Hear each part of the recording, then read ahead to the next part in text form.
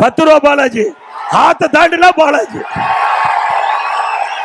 ஏன் உங்களுக்கு தான் அதிகமா தெரியும்.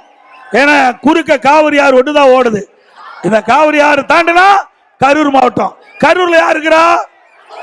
10 ரூபா பாலாஜி இருக்காரு. அவர் இந்த 10 ரூபாய்க்கு மட்டும் இல்ல, எல்லாத்துக்குமே அவர் தான் பொறுப்பா இருக்கிறார்.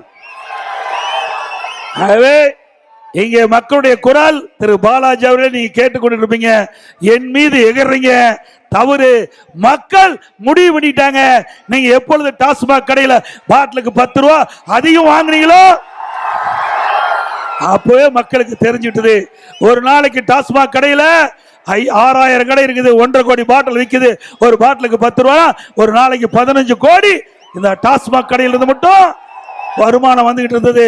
மாசத்துக்கு 450 கோடி, வருஷத்துக்கு 5400 கோடி, 4 வருஷத்துக்கு 22,000 கோடி இந்த டாஸ்மாக் கடையில் மட்டும் கொள்ளை அடிச்சிருக்காங்க. இந்த கொள்ளை அடிச்ச பணத்தை வச்சுக்கிட்டு தான் ஆட்டம் போட்டுட்டு இருக்காங்க.